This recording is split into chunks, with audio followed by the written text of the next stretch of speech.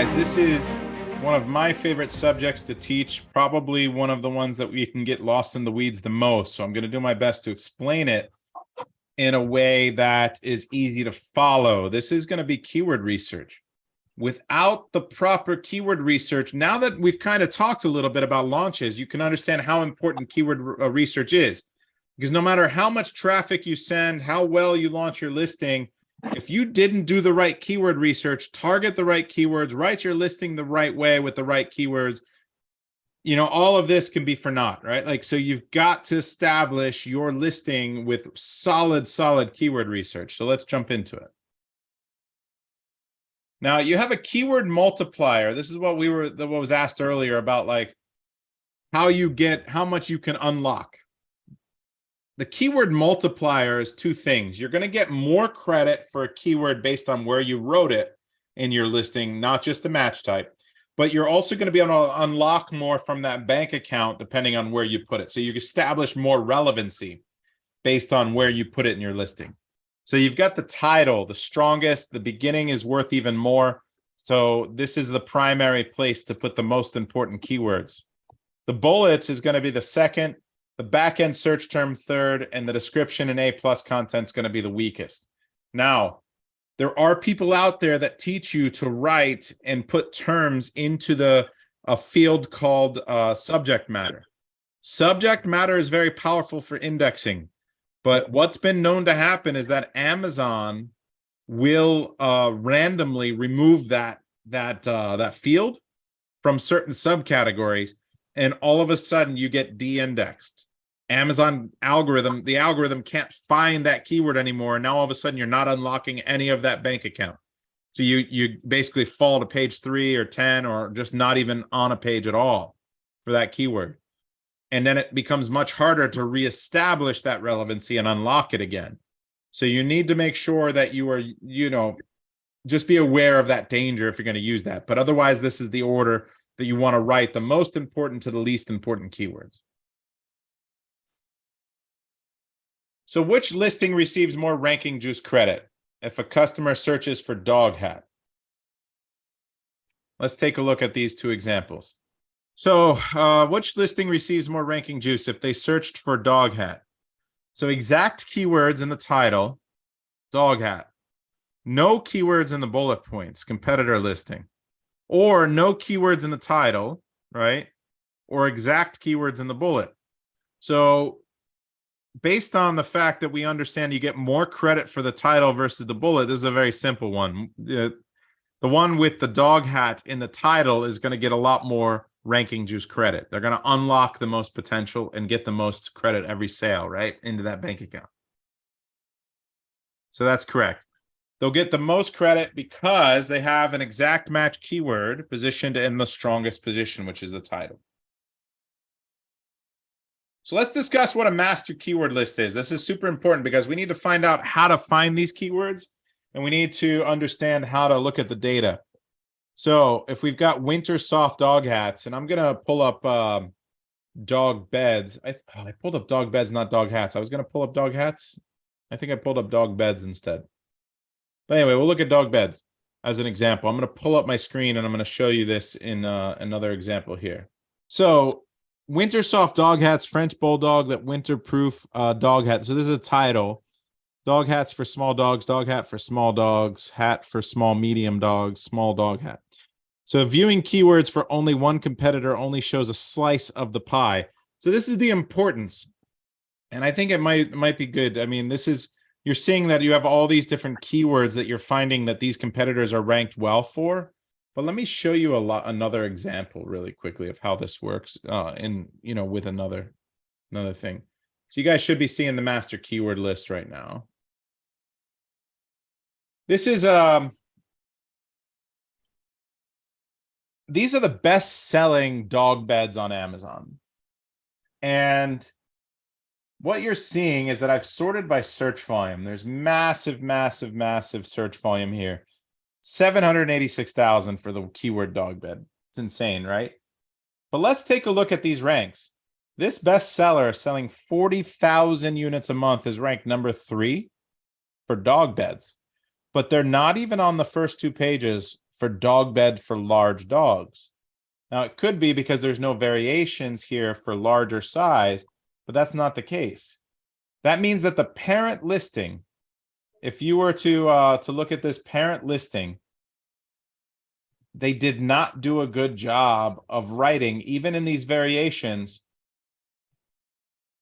They put for ideal for extra large breeds, but they did not put dog bed for large dogs. So because those keywords are so far apart, the algorithm cannot establish enough relevancy for dog beds for large dogs. So they're numbered 95. So this is where if we had only looked at this seller, we would not have found dog beds for large dogs as an important keyword. But if we looked at this seller also, then we would see that that is a good keyword because they're number 8 for it. And they're number 10 for the dog beds for medium dogs and dog beds and furniture. Let's find another keyword that if we had only looked at this competitor, we would have had a blank here. What is this? This is large dog bed. Again, they did not write their listing to establish relevancy and indexing for large dog beds. We are finding that in order to truly understand how all of the people are searching on Amazon for a product, we have to take all of the best sellers that we can find for the product, and there's a lot of them. There's over 30 on this list. But you have to find all of them and mash them together into this matrix that we call a master keyword list.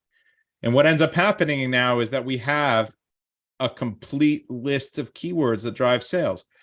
Not only that, we can find out what people are doing right and what people are doing wrong and what we can do better, or if we can do it better. So that's a master keyword list. And that's the theory behind it, is that once you look at all of the best sellers of a product on Amazon, you should have a fairly complete list of all the keywords that drive sales for that product. And you can answer that question: how is that competitor getting their sales? So how to identify or how to do the keyword research. We used to do a lot of this very, very manually, but I want to walk you through like an SOP on it. Number one is identify all the keywords that can drive sales for a product and their search volumes. Once we understand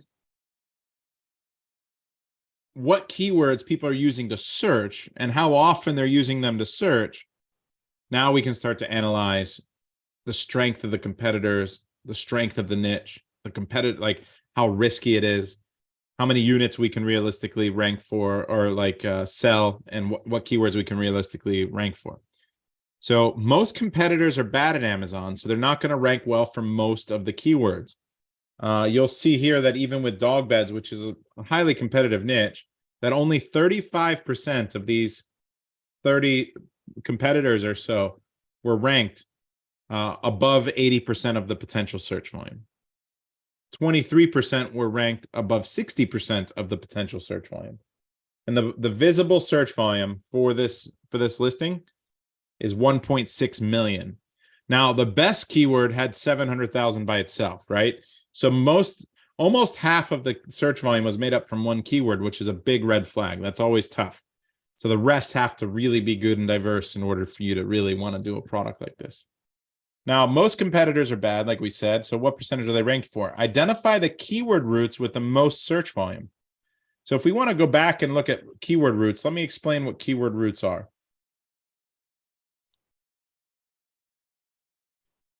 Once we take all these keywords and we break them down into repeated words and phrases, you're going to see something. You'll start to see patterns and really understand the importance of those words. So we've got everything that's 2 or more words can be a root, but it isn't necessarily relevant. So we want to count the relevant roots that are different from each other to understand how many different ways people are searching for this product. Now, we've got large dog. Large dog is not a relevant keyword. So it's not a relevant root because I'm not selling large dogs, right? Dog bed would be a root. Dog bed large would be a root. So because it added an extra relevant word, large. Bed large dog is a root because there are 52 words that have those three words in order. So even though they are interchangeable, I still want to count this as a root. Now, in a broad campaign, it would target both of these, right? But let's go ahead and click on bed large dog, and I want to get a list of these keywords that have this. And it's dog bed for large dogs. That was the biggest one by far. And then dog beds for large dogs clearance, pet beds for large dogs clearance. So pet beds and dog beds, dog bed for large dogs, which is the plural of dog beds for large dogs, big dog bed for large dogs. So big has another word in it, and pet beds for large dogs. So that's the way that one's worded. But this one that's dog bed large, you can imagine that it's dog bed for large dogs, right? So dog beds for large dogs is the biggest one. But then you have dog bed large, dog bed for large dogs. So there's the plural match. Dog beds for large dogs, dog bed for large dogs. Then you've got dog bed large size dog, dog bed for large dogs. So you're starting to see that these root words, this one has 44 words with 200,000 combined search volume. Now, most of it is with this one main keyword of dog beds for large dogs, right? But that doesn't mean that this isn't an important root. That means that there's 35,000 other search volume divided up amongst 43 other keywords that are important for me to know, for me to target. And as an aggregate, that's 200,000 search volume. So that's pretty important. Now, so what I would say is if I select all these roots, I'm going to say dog bed large, bed large dog bed large dog. Medium dog, again, is not a root because I'm not selling medium dogs. So it's not relevant enough, like as a phrase. Bed medium, not relevant enough because what kind of bed for who? Is it a kid bed for medium kids? Is it a medium kid bed or adult bed? Like, what is it? Now, dog bed medium is a keyword. Bed medium dog again.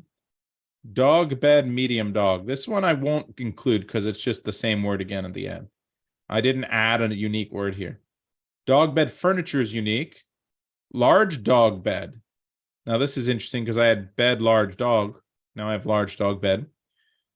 Pet bed is different because now instead of calling it a dog, it's a pet. And it could be for a cat or a dog or multiple cats, right? So pet is still good, 28,000 search volume. Dog clearance is not relevant because I'm not selling any dogs on clearance. Large dog clearance, I'm not selling any large dogs on clearance. Washable dog bed is important. That's another new root word, is washable combined with dog bed. Bed large dog clearance. Now we've already got bed large dog and we've already got clearance. So I won't include that one because it's not a unique new word or root there for me. Now, puppy bed, that's interesting. Now I'm calling the dog a puppy because maybe it's for smaller dogs, or I've seen big puppies, so I don't know, but that's just another way to call it. Maybe people just, they buy their dog bed when they first get the dog. So the puppy is going to be a really good keyword, but you got 3 keywords, 16,000 search volume. And then now we're getting down into some an extra large dog bed. So we got XL. Now we're going to start getting into some longer tail stuff. I mean, 14,000 is still a lot. There are other things down here. You got Spanish terms, you got extra, you've got different breeds you start to see in here as well. So, but as far as the roots that share us any amount of search volume, like I would say 1, 2, 3, 4, 5, 6, 7, 8, 9, 10, 11, 12. And if I throw out dog bed because all these have dog bed in them, I've still got 11 roots. That's a lot of different diversification of how people are searching for dog beds. Now, what we're seeing when we go back to the master keyword list is that a lot of these sellers are not good at finding all of these different root words. That's the advantage and the power of doing really good in-depth keyword research before you decide to do a product.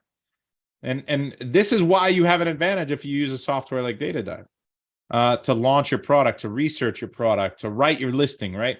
Because we're going to find all those root words, all those keywords. We're going to help you target them. We're going to help you write your listing, and we're going to do it better.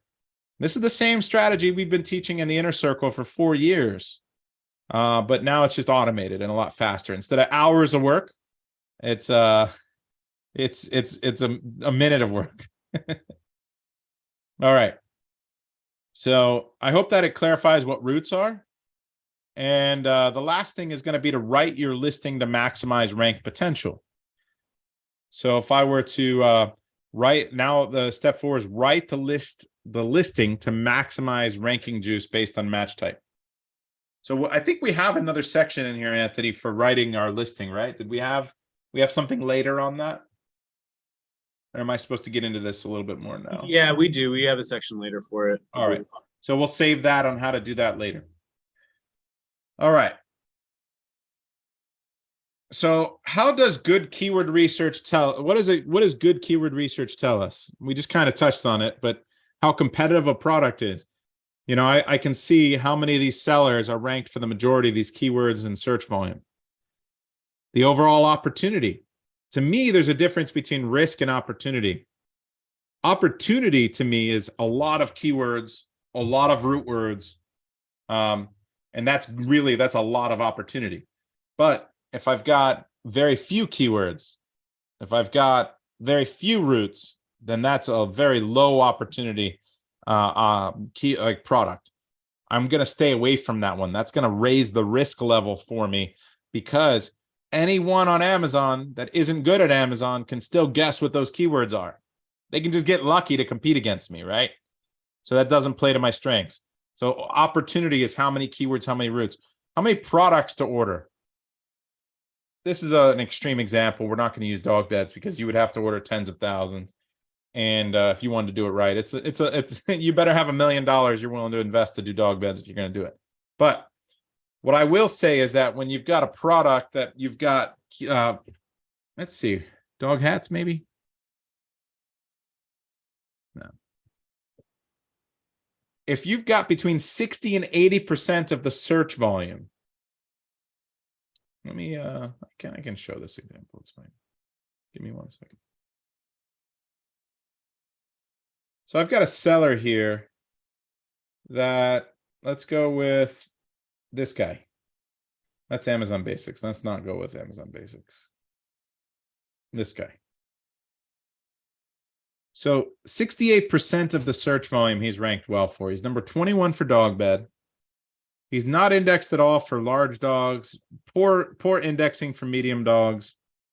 He did a good job writing furniture into his listing. And the plural of dog beds, he did fine versus dog bed. And then he didn't do a good job with large. So he just doesn't use any descriptors in any of his variations, right? He just didn't do a good job really indexing for those and establishing it. And he's not really number 1 or number 5, like top 5 for any of these keywords. I think that within 2 to 4 weeks of launch, I can have at least as many as much search volume as this guy being on the first page. We do it pretty consistently with the launch method we're teaching you today, which means that I think I can sell at least this many units. What I need to do is just make sure that this guy's not getting a bunch of branded search terms, and he's not getting a bunch of higher conversion rate search from those keywords by being ranked in the top 5. If they're ranked in the top 5, top 3 for most keywords, their conversion rate's going to be higher than mine when I first launched. So I'm not going to be able to get as many sales, right? Because people usually buy from the top of the search versus like the middle or bottom. So what I need to do is keep in mind those two things. But realistically, I think I can get between 60 and 80% of the search volume in the first week to 2 weeks of launch. And this guy seems like a guy that's beatable. And he's selling 9,800 units a month between all of his variations. So I think I need to order, if I order 3 months of inventory, I'm probably ordering 30,000 units between all my variations to launch this product. That's how we can get an idea of how many to order with proper keyword research. All right. That gives that I hope that clarifies it for you.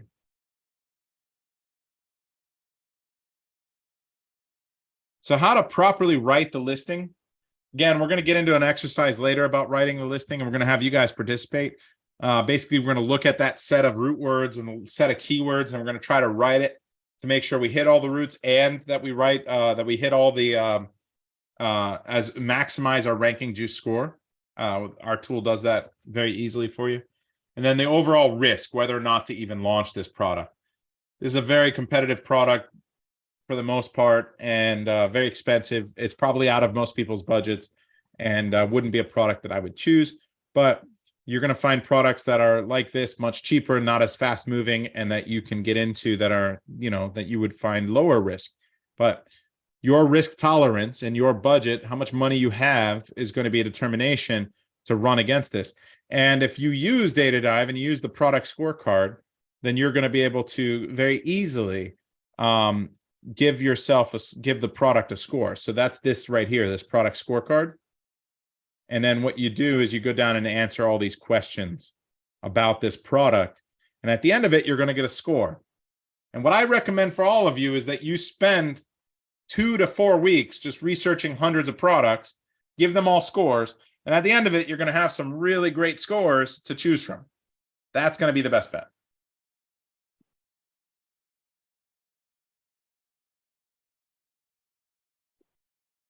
All right, let's see here.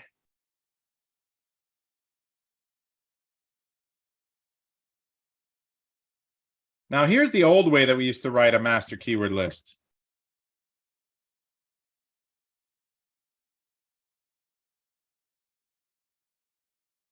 Let me pause the recording. Jennifer's locked out of the office. Give me 1 second, guys. Sorry.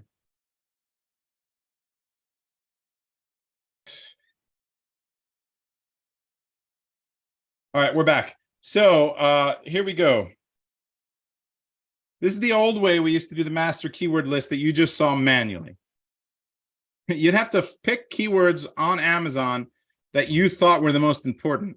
You could run Cerebro or an X-Ray, like from the bestseller, and try to find the one that had the most search volume that they were ranked well for. But the hard part, is like, are they really the bestseller? Are they not? Then you would run a reverse ASIN on all the top competitors, like here in number 6. So it's multiple competitors, 15. We always recommended the max that they would allow was 10 at the time. And then we created the macro sheet that became DataDive. Florin created it, and you could do 20, right? So now you can do 30 with DataDive, but the more the better. The more data you have, the better. So you'd copy the ASIN cell in the most units, you'd paste them into Cerebro, you'd download the sheet. You would have to then manipulate the data. So you'd sort the sheet by exact search volume. You download the CSV, you copy the results into Google Sheets, you replace the column position 3 with the original ASIN, you remove all the columns except for the search volume and the ranks of all the competitors. You'd create a new column called relevancy. You would put a formula in there to count all of the positions of the competitors for each keyword, and you'd count how many were ranked in the top 45, right? So you'd be able to count how many were ranked well for a keyword, which would basically tell you how relevant that keyword is. And then you'd create a filter at the top row. You would start counting how many of the keywords and the search, like you'd add up the total search volume and see what percentage search volume they were on. And these are new formulas you're putting in. And then you would sort it from high to low relevancy and search volume and look at it different ways. This is what we used to do before DataDive that was so important. And this is why our success rate has always been very high, because this is the type of diligence we would do. But now it's so much easier for you. So this is the foundation of good keyword research. So the new way is the master keyword list. You know that anatomy. All right. So we don't need to get into too much of this. I don't want this to be a DataDive commercial. Let's get into launches. So color coding. I just want you to understand how to read a master keyword list so you can refer back to this. Red is high competition. Green is low. Yellow means area of opportunity. You've got, when you're looking at the keywords, you got color coding thresholds of 80% is very strong. 60% of the search volume is strong. 40 to 60% means they're good at Amazon, but not great. And then, 20 to 40% or lower is that they're weak at Amazon. So percentage of keywords on page 1 is like the counting of how many keywords they're on page 1 for. but then you also want to know the percentage of search volume from the overall search volume that they're good at. And then you want to know how to remove keywords, manage exclusions, brands, and search terms. So there's more to do with how to clean that list up to make sure your data is clean. We'll get into that, and there's another whole class on that. So time estimations to beat competitors.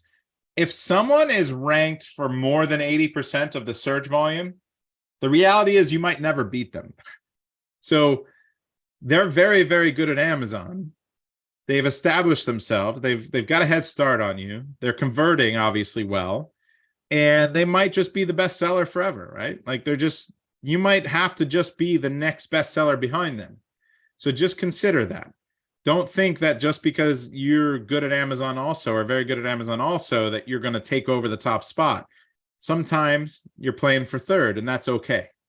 Now, if they're between 60 and 80% of the search volume, you can beat them, but it might take you a couple months. You could beat them in the first 3 to 4 weeks. You could beat them in the first 6 to 8 weeks as you're growing and pushing keyword ranks, and as you're, depending on how aggressive you have to be and how competitive it is, it could take you a couple months to beat them. If they're only on 40 to 60% of the search volume, you should beat them in the first month, usually the first couple of weeks. And if they're on less than 40% of the search volume, you usually are beating them within the first week of launch. So this is pretty conservative here, but we've seen it we've seen it many times. All right, let me go ahead and let's see if we have questions. Let's do Q&A for this section, for the master keyword list and keyword research section.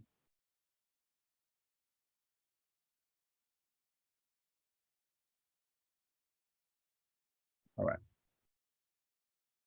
Gareth.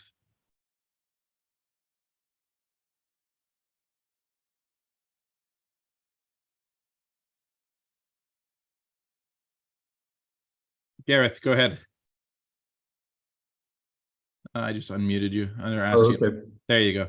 Hi. I was wondering how variations factor into this. If I have a large dog bed and a small dog bed, would I have two separate titles that would rank separately, or would they all rank under a parent that said large dog bed and small dog bed, or how would that work? So what's interesting is that the parent title is going to be the one that shows up in the search results.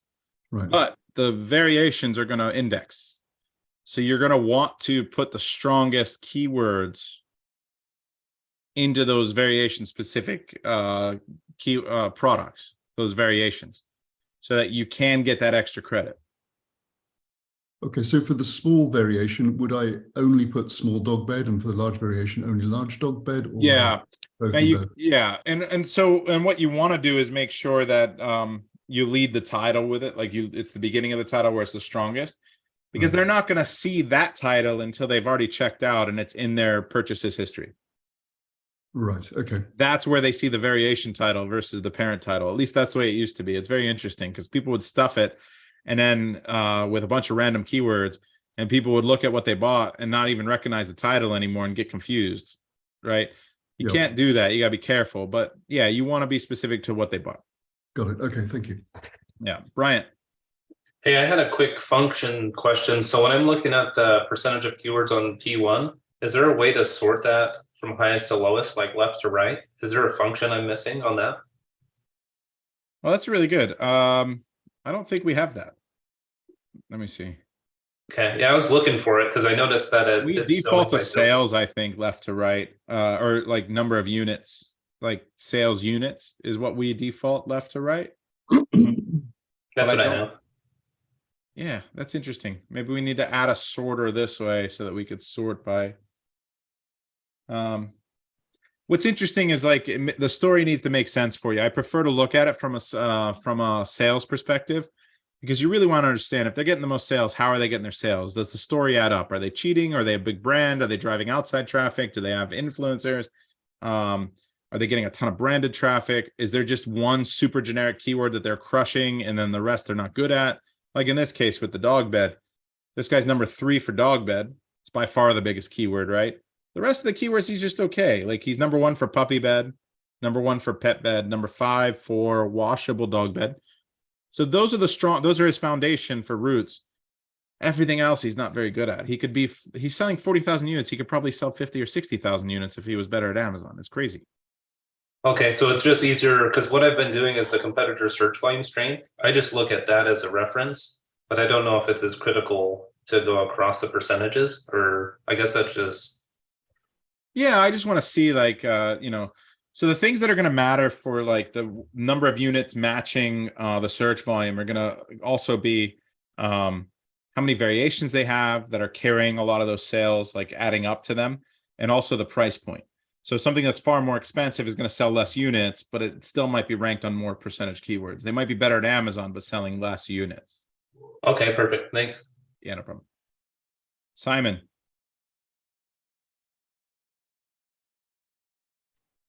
Hey, Brandon. I have a 2-part question here. So, in your title, how many different routes do you want to try to go after at any given point in time? And then when you're picking kind of the keywords to go after within a given route, also in your title, how do you decide between like browse keywords or purchase keywords? So purchase being like the higher converting keywords versus let's say the I'm initial generally browse going to keywords. work my way down from ranking juice or broad search volume.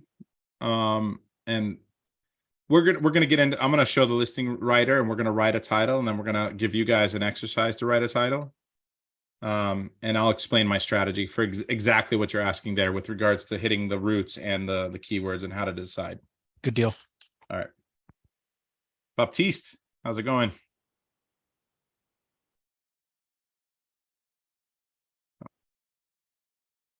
Hey man, can you hear me? Yeah, gotcha. All right.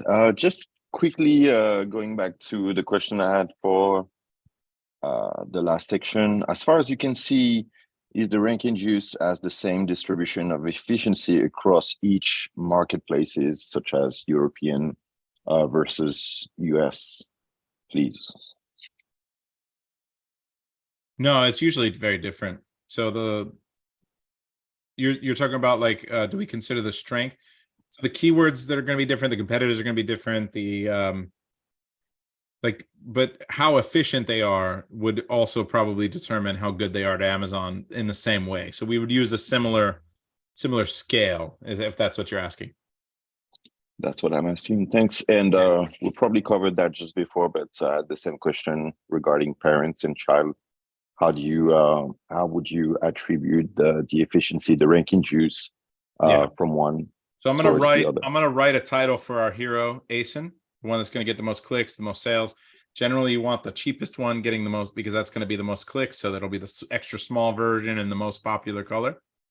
That'll be our hero. We never run out of stock in, but then they're gonna come in and they're gonna select medium dog or large dog, the more expensive bed, right? They're gonna choose the one they want, but they're locked on our listing now. So we'll get into how variations work for launch and how to think about heroes. And then we're going to get into how to write the listing in a little bit. Awesome. Thanks, man. Yeah. Beto, what's up, man?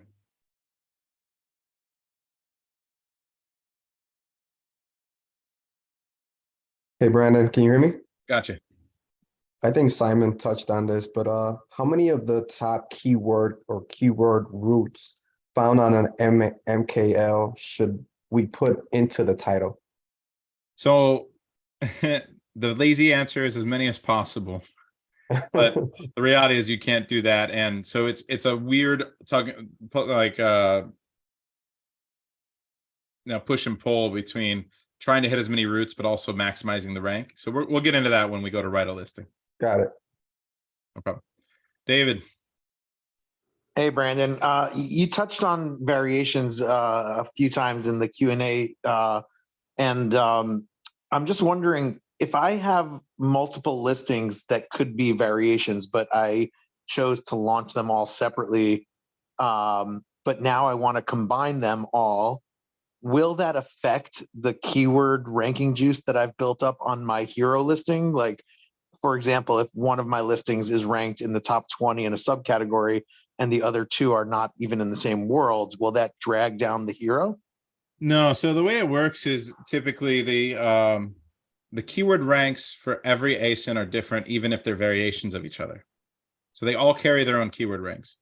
Mhm. If that one's clearly the one showing up on all the search terms as the top, when you roll them in, that's still going to be the one that's showing up. Okay. So that won't really pull away. But when someone clicks in, sometimes they might choose that odd color that didn't rank well because it didn't convert well, right? So that pink one, just as an example, like the black one's the hero, most popular color, the gray one, whatever. The pink one is an odd color. A good strategy is to have several variations for people to choose from so they don't leave your listing. They find the one they want and they buy it. So once you get to 5, 6 variations, your conversion rate will actually go up as a whole. Interesting. Okay. And then in addition to that, what you can do is charge more for those specific odd colors, because our strategy is that if they really want the pink one, they're willing to pay a couple extra dollars for it. True. Now, will that detract from the conversion rate of the original listing that they landed on? No, like we see the overall the overall conversion rate going up for the listing as a whole, the For parent. the family, right? Yeah. Okay. Thank you so much. No problem. Ryan, you're going to wrap us up for this section. Oh, I got you. Got to unmute you. Awesome. You there? Yeah. How's it going? Awesome. G'day. Hey, just going back to the parent listings that you're talking about before, I think I heard you talk and say that you need to obviously have your ranking in the titles of those parent listings. Me personally, in the past, I've just left the parent listing and only optimized the child listings. Should I be optimizing the parent listings, or should I have been? Yeah, you're going to want to have that parent listing optimized for people to click, right? So the messaging there, in my opinion, should be biggest, most searched keyword in the beginning, second most searched word second, right? Like you want it to be very, very clear that what you're selling, because typically the buyer behavior is I'll read the first 5 or 6 words, I'll look at the picture. If those things match in my brain and it's what I'm looking for, I'm going to click. I'm not going to read the next 10 words. Yeah, cool. So, okay. So yeah, you do want that optimized, and then once they're in, you make sure all of those ASINs, all those variations are optimized for the hero being maximum ranking juice, and all the roots covered with no holes in indexing, and then all the variations to have variation specific keywords in them, so you can push the variation specific root words. So like the mistake that this guy made with the dog beds, which is insane because he's the best seller, is that he doesn't have large dogs anywhere in his listing, right? Or dog beds for large dogs anywhere in his listing. 165,000 search volume. Yep. Yeah, cool. No worries. It's so I guess the parent listings aren't seen on Amazon. It's only the child listings under that parent ASIN. So yeah, okay. No worries. We'll start optimizing them. Hopefully that makes a big difference and helps. Cheers, man. Yeah, cheers.